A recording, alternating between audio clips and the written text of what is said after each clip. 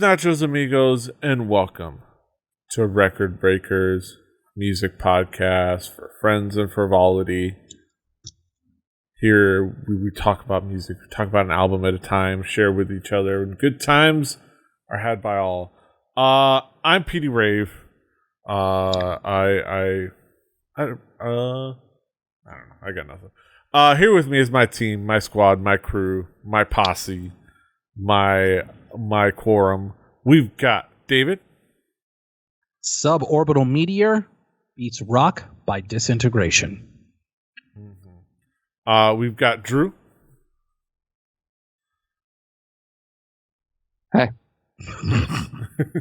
And here with us still, the one, the only, Ash, aka Snoosh, aka Archu, aka Shu-chan. How you doing, Ash? I'm okay. Someday you'll figure out how to get rid of me. Yes. Next week. You're not allowed to leave. No. You're staying. Oh no. Oh no. You're taking my spot. Good. So Petey's going to have to find another fourth. Yes. Oh. You may now refer to me as One-san.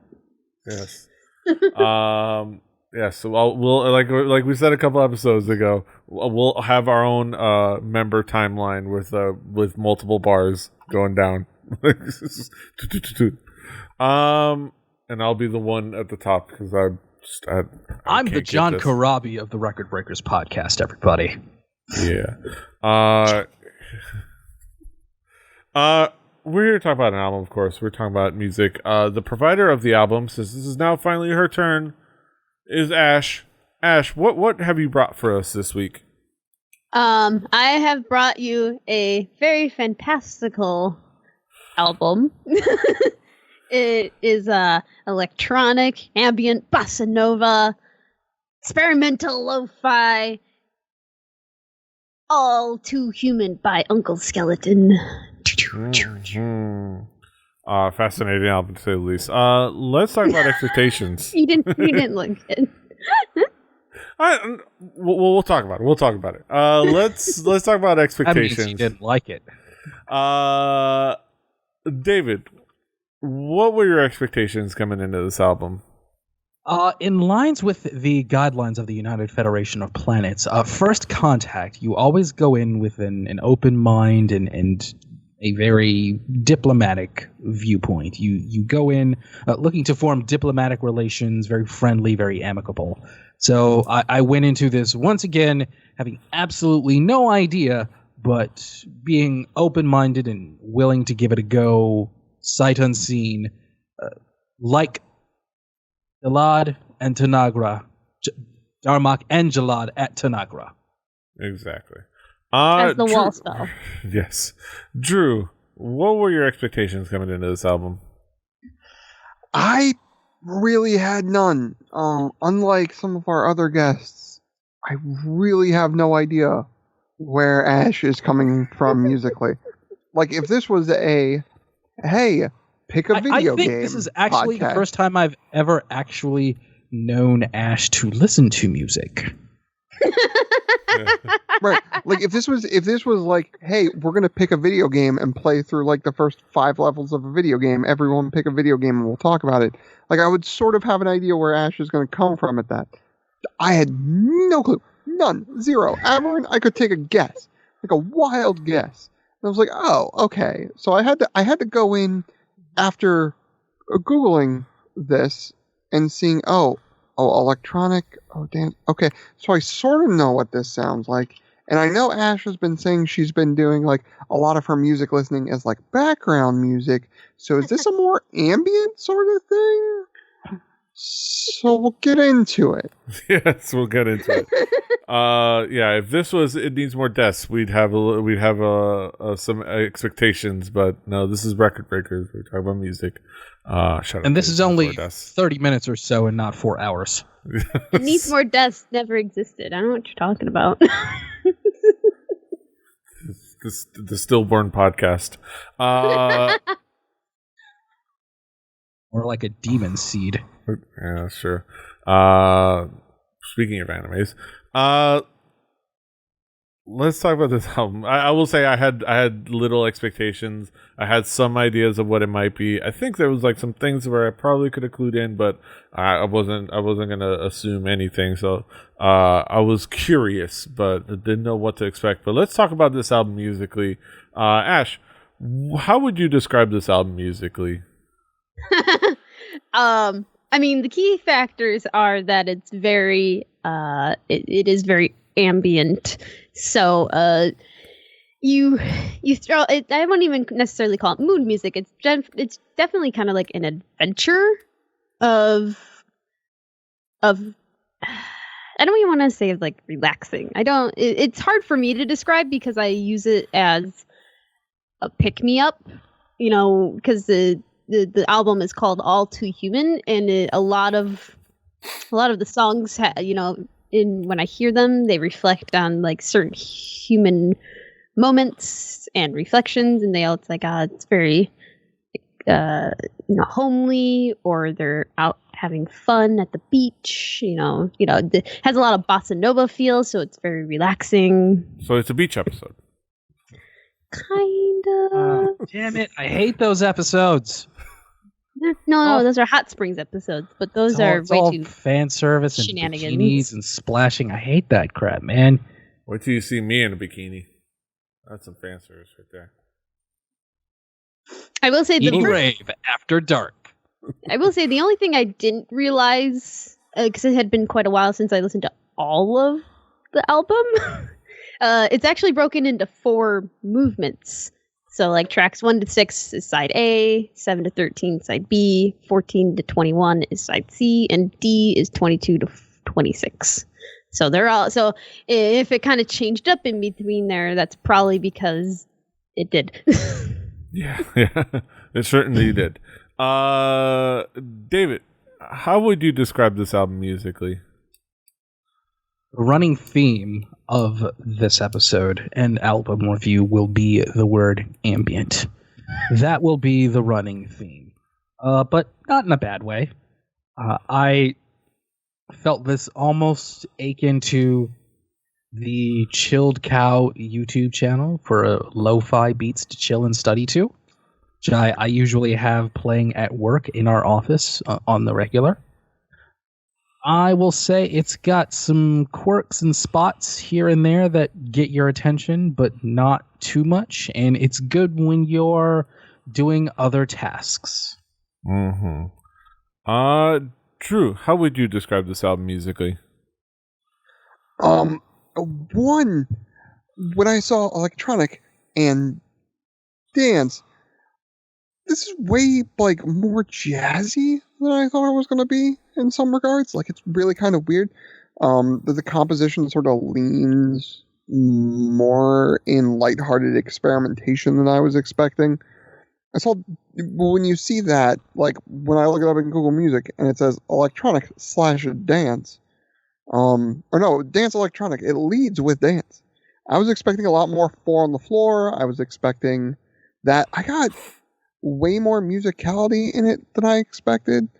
It was still very relaxed. There was not a lot of shaking of the groove thing, is what you're saying. True. I don't imagine this is gonna get this is not gonna go on my ultimate club bangers playlist that I have. To interrupt, I don't think danceable means club. I think maybe more slow, like waltzy. Not waltz, but like, like you and. Well, I get that now. I probably want to play this at my wedding reception. I'm expecting Marshmallow when I see this on Google Music. Like, that's not what I got. And I was thoroughly surprised. When there was when the vocals cut in, the effects that were added this like weird ethereal quality to it all, which again, it was dancey. Like, it had a groove to it, but it was still relaxing and chill, and it rode those 2 lines very, very well. Yeah, which I don't know if I've heard before, and was very interesting. Yeah, I will say, like, if The big thing I will say, so we kind of, you guys kind of joked that I was hinting that I didn't like this album, which honestly is not true, because I think I enjoyed half of this album. I'm gonna say it's the first half. I think overall this album, obviously, if we wanted to be reductive, it's obviously, it's chill music to study and relax to, blah blah.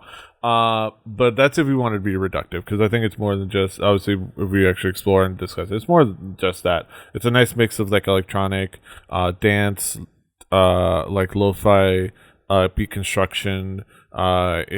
But it has a nice jazz feel, but especially the early parts of the album. It's really cool and fascinating. It kind of, especially early, catches your attention in really cool ways. It has some really cool musicality, like Drew said.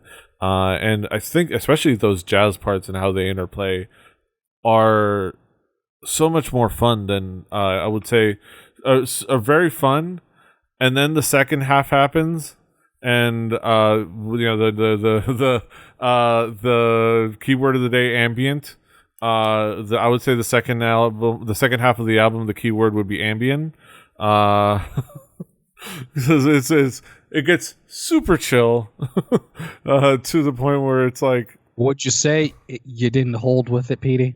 At least not. It's like, I could have just used the first half of this album and had a complete musical experience, and I think that the second half, these latter two, I would say two movements, it just dragged a lot. But I will say, as something to pull from for songs for like to listen to in a playlist, that first half of the album is fantastic. But speaking of like zeroing in on songs, let's talk about some of the key tracks. Ash, what would be some of the key tracks for you to zero in on? Well, so a lot of the album, to be honest, I haven't heard the full album in quite a long time. So a lot of the stuff I hear is stuff that keeps on repeat when I use it for seeding the radio station, because then I'll pull in a bunch of other stuff. But usually the bigger tracks are like Sophisticuffs, which is the opening track. Playing House is one of the lyrical tracks. Trying to listen to it again real quick. Mm-hmm. It's kind of one of the more playful ones where I can only kind of describe it as it's a very playful song. So it's part of like your first half. The last half tends to be a little forgettable, which I can agree with. The other one, which was it? Well-Tempered Albie has like cat sounds. Yeah. It's actually so a lot of the stuff in this album come from other parts of his discography. Which is Well-Tempered Albie, it has a cat on its album art. Tom's Haunted Heart, Sophisticuffs. So some of it was pulled in. I don't know if it was remixed in any way. But to be honest, there's not just one track that stands out for me, because as I said, it's very ambient, so I don't necessarily remember which tracks unless I'm really paying attention. But to me, like I can agree with your evaluation of it's like the first half, so by A and B, definitely the most memorable, and then it kind of tapers off for like C and D sides. Yeah. David, what would be some of the key tracks for you? Some key tracks for me, PD Rave. I will steal the gimmick and say Sophisticuffs, the opening track. Holy electro-funk. This was one banger of a track. That one was definitely one I can see why it would get some airplay. Also, Montmartre 1540 had a moment where horns came in that was really, really enjoyable. This whole album had a lot of moments interspersed where there were some really well done brass sections, and I love that on anything where there are brass sections where they aren't expected. Also, the song "Those Days" was one that I took note of. Those days. Drew, what would be some of the key tracks for you? Haunted Heart. Haunted Heart. Something about the groove on this track was just perfect for me. Just really brilliant. There's Lakeshore. The title of the track sort of gives what it is. It's a very like chilling by the lake sort of vibe. And then the third I picked out was the shortest track, but also like, or not the shortest track, but one of the shorter ones, coming in under a minute. Retro Future is 43 seconds of, as the kids would say, an entire mood.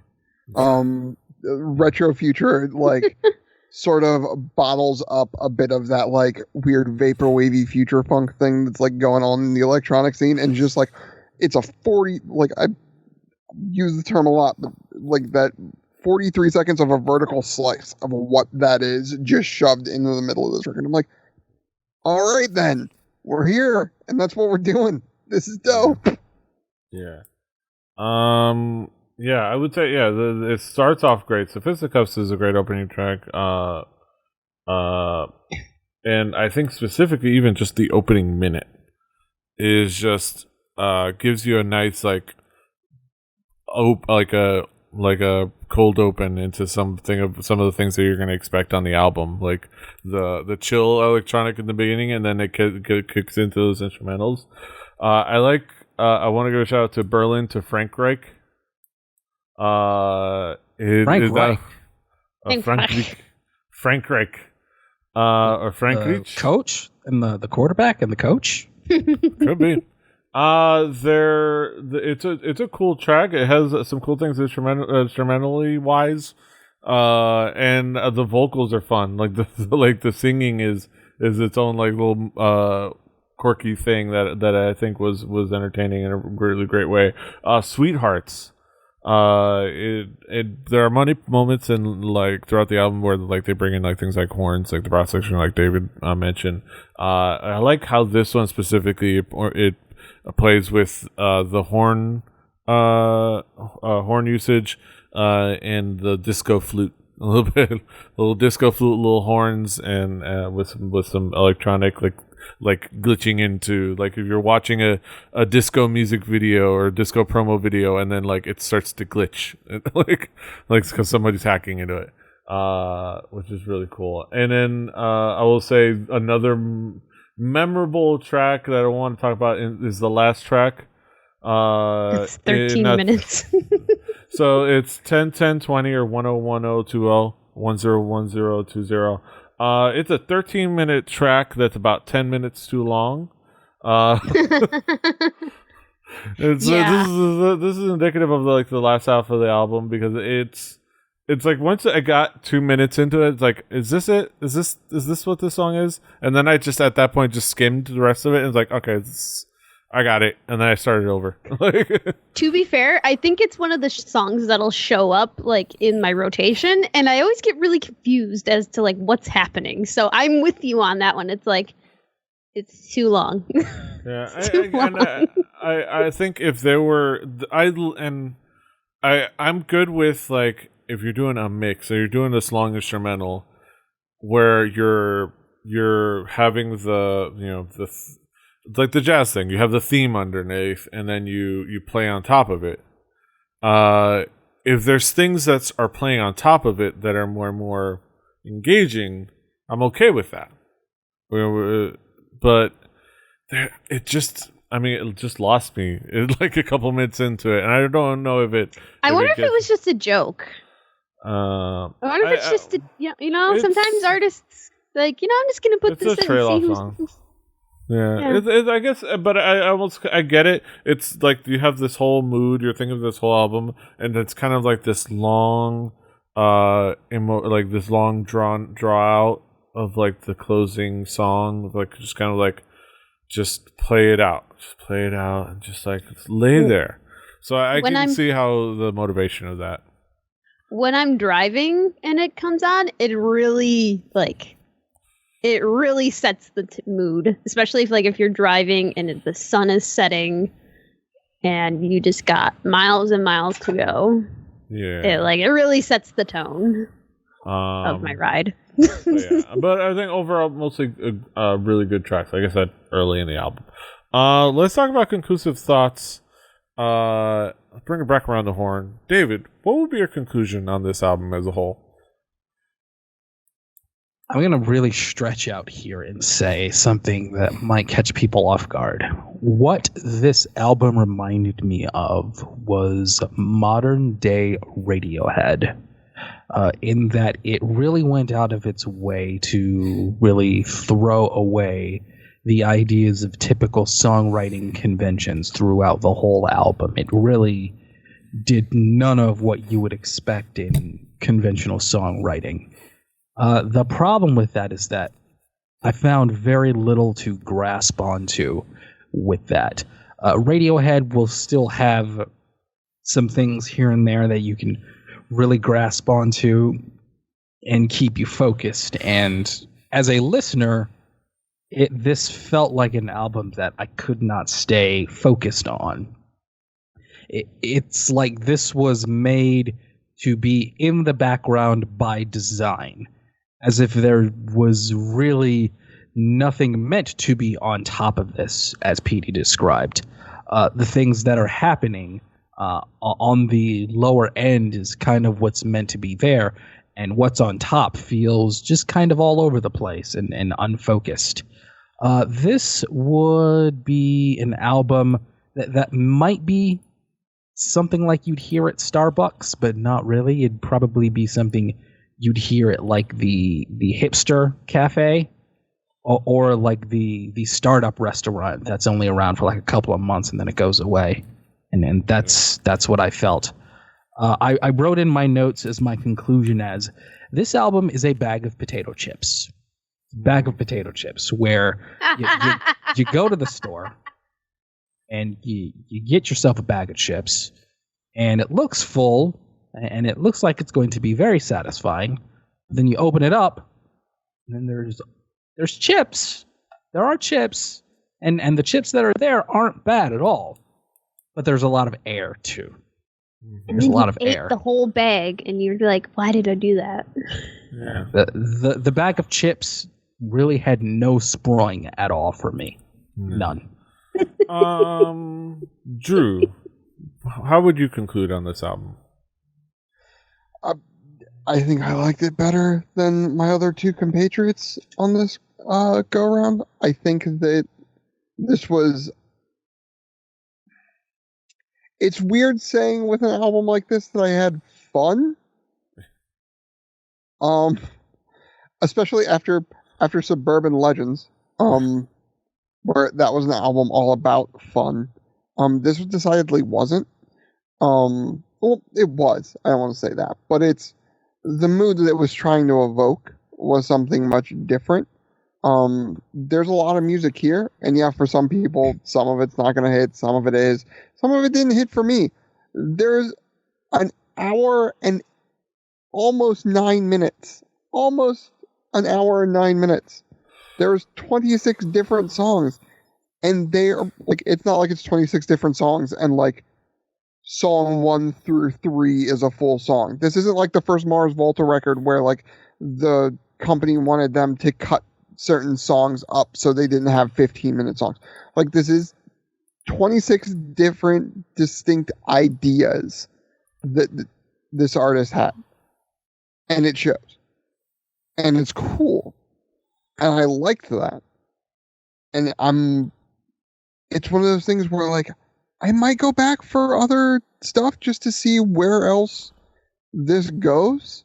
I don't know if it's going to be like where I'll go as far as that is concerned, as far as what song or what albums I'll dip into, but I dug what I saw here. It was all right. It was pretty cool. Like it's weird because like usually I have very like I need more of this or but it's like I could use more of this. It's somewhere in that middle ground, and I don't know how to like vocalize those thoughts. It's weird, but I would suggest at least people try a bit of it. Yeah. And understand that with 26 songs, you're gonna have some you probably don't love. Yeah. But it's worth a shot. Yeah. I think it's so. Like I said, I, on balance, had an enjoyable time with this album. I think on the whole, Preparation H is refreshing. Feels good. The first half of this album. This album was not a pain in the ass, at least. Exactly. Went in smooth. This album, the first half of this album, the first two movements, were really solid, really creative, really cool. I think the whole thing's really cool, really creative, and it all has a lot going for it. I think it all works musically. It all works for different moods and different ideas and different styles. I just think that it just falls off a cliff at the halfway point. At least as far as my interest. I think overall, if like those little snippets were interspersed into some other playlist or one of my daily mixes where Spotify creates a daily mix out of something like this, I wouldn't hate it. You know, it would be there. But having to like go through that whole second half was not great. That being said, that first half is fantastic. I think those tracks are so creative and so cool and so fun. And I think this artist is really talented. And this is a really cool album. I will say the one thing that I forgot to say where I would said it in the B block, but that this album, if you told me that, like I was sometimes I need to go to the grocery store down the street and I don't feel like going through the hullabaloo of hooking up my Bluetooth, so it's one of the few times I turn on the radio, and I always turn on to WVUM, the University of Miami radio station, aka college radio. And I've certainly turned it on, and the first thing that's playing is something like this. So this definitely sounds like college radio music, for sure. But I don't hate it for that, and I definitely think that Uncle Skeleton is an artist worth checking out and watching, because he is talented and he has something going for him that I think people should check out if you like any of this. Go, give him a shout out, check out his Bandcamp and whatnot. Yeah. Last but not least, Snoosh, how would you conclude on this album? I mean, I'm definitely in agreement with everyone's opinions on it, because it's like there's a lot to kind of digest with this song. I want to challenge people to listen to the songs in their respective side batches. Listen to like 1 through 6, stop, then listen to 7 through 13 and stop. Give each of their movements their respected time frame, because you're like one is like binge listening, it can kind of get lost, which is probably what's happening. Yeah. Get so, up, buy some candy, go to the store, get a bag of chips. The lobby. Go to the store, get a bag of chips. Get a bag of chips. Some and and something tasty to drink with it, I guess. Oh darn, I forgot my whole spiel. That's okay. But the key things are, like, I originally found this because I had just learned that I had really liked bossa nova. And, it's one of the key things. And I found this on Bandcamp, and it's like, well, this is showing up. I'll listen to it. And I thought it was amazing.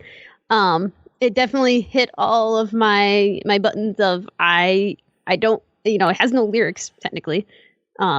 It doesn't, it takes me on a journey, emotionally in some fashion. So that it really lets me kind of fully feel out like what they're trying to convey in each of these songs, and usually it's in the title, sometimes it's not. their whole discography is very interesting. They have a lot of like kind of singles and remixes. So Sophisticuffs is actually they have like a bunch of little remixes into it. My only concern is that they haven't produced anything since 2016, and it's technically a small group that's run by this one guy, and then they have like a bunch of artists that come in and play instruments. I'd wish there was more information on them. Which is kind of a bummer, but they have some really neat music videos that people have created for them. Go to their website, uncleskeleton.com. There's some fun stuff on there. But to rewind it back from the tangent, it's my main thing is like, give it a shot at least, because there may be something in there that you might like. I think these are a lot of great singles. Like it's almost like an album of EPs. Yeah. That I don't know if that's a fair way to do it, but I highly encourage people to at least try it out, the groupings of the songs. If it's too daunting to just want to listen to it, or do what I do and just put it as your radio seed, seed your radio station with it and see where it takes you. Mm-hmm. Yeah. Those are our thoughts on Uncle Skeleton's almost All Too Human. Now we get to the main event of the evening. We get to our haiku reviews, the moment we've all been waiting for. Let's get down to the nitty gritty. Haiku numero uno. David, what is your haiku? It's kind of quirky. Ambient electro fluff. I wasn't entranced. Mm-hmm. Drew, what is your haiku? Electronic Love with some pretty jazz soundscapes. Well thought out album. Mm-hmm. My haiku starts out strong enough, but after midway point seems asleep at the wheel.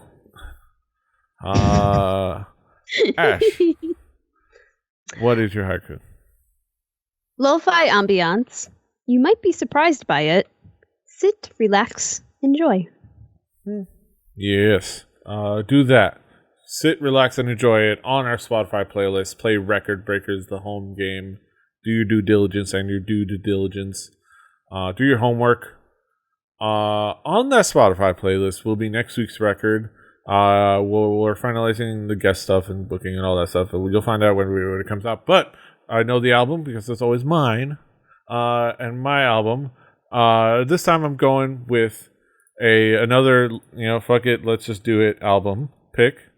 Just because it's just going to be a fun discussion altogether. I'm going to bring forward a fellow Miamian, known by the name of Armando Cristian Perez. He's going to teach you that money is a major issue. That's right. We're talking about Pitbull and his debut album, M.I.A.M.I. Somebody's happy. Yes. God so damn look forward it. to. We're gonna Somebody's not happy. We're gonna get a whole lot of Pitbull and Little John, all up in our faces. Dale. Yes. Let's go! Back before he was Mr. Worldwide, when he was still Mr. 305. But yeah, look forward to that next week. But that is next week, and this is this week. You can, of course, find us all over the internet. David is at Call Me DJM. Drew is at X4X. I'm at PD Rave. Ash, where can people find you other than just your Twitter? What are you doing on the internet? Well, I'm so glad you asked. I also stream on Twitch. Twitch.tv/snowshoe SNOWSCH. No, Mixer hasn't paid her yet. I don't think Mixer wants to pay me. Well, not that Twitch pays me well either, but that's not the point. But no, Snowshoe SNOWSCHU. And I stream a whole variety of video games, and at some point I'll be doing a bunch of Game Jam games as well. Not creating, but rating, Yes. which is always a good time. And probably some other stuff. But yeah, mostly Twitch. You can still find me on Twitter because I tweet it out. I'm making a video game as well. with some friends. It's Roguecraft Squadron. Check it out. RogueCraftSquadron.com. Yes. I'll bring the game peanut butter for the game jam. Of course, you can find her on Twitter as Artchu, ARTSCHU. The show is at 4 Record Breakers. That's the number 4 Record Breakers. RecordBreakersPodcast.com. RecordBreakersPodcast@gmail.com is the email. Rebelli.net for this and other shows. Rebelli TV on YouTube and elsewhere. Apple Podcasts, Google Podcasts, Stitcher, Spotify, SoundCloud. Like, share, subscribe, do all the things. Calls to action. Until next time, hasta los huevos. Tell your friends next week is going to be a good one. Bye. Diamond Club hopes you have enjoyed this program.